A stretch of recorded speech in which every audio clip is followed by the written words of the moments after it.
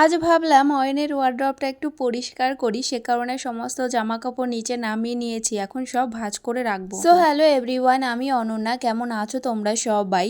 তো এখন দুপুরবেলা রান্না বান্না সব কমপ্লিট হয়ে গেছে, এখন যাচ্ছিলাম স্নান করতে। তো তার আগে ভাবলাম যে ওয়ারড্রবটা একটু গুছিয়ে তারপর স্নান করতে যাব।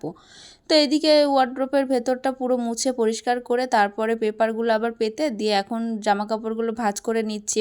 তো সবার নিচের যে তাকটা আছে তো ওটাতে আর কি অয়নের শীতের জামা কাপড়গুলো আমি রেখে দিই, এখন যেহেতু গরম পড়েছে এগুলো আর লাগবে না। এই যে জামাগুলো একবারও পরা হয়নি, পুরো নতুন, তো সেগুলো আর কি এই সাইড করে রেখে দিচ্ছি। অনেক দিন হয়ে গেল তোমাদের সাথে কোনো ভিডিও শেয়ার করা হয় না।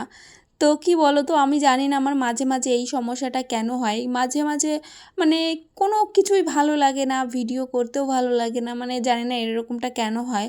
মাঝে মাঝে এত ভালো লাগে, আবার মাঝে মাঝে ভালো লাগে না, তো এটাই আর কি।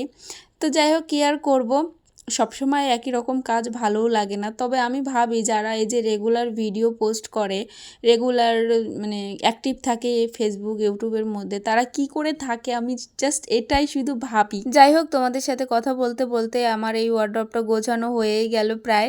এই যে জামা প্যান্টগুলো রাখছি, এইগুলো যখন হয় এদিক ওদিক বাজারে টাজারে যায় তখন আর কি পরানো হয়, সেই কারণে ওইগুলো একটু ওপরে রাখলাম। আর দেখবে বাচ্চাদের জামা প্যান্ট যেগুলো ছোট হয়ে যায় সেগুলোই আগে পরিয়ে ফেলা উচিত, আর বড় বড়গুলো সেটা পরে পরালেও হয়।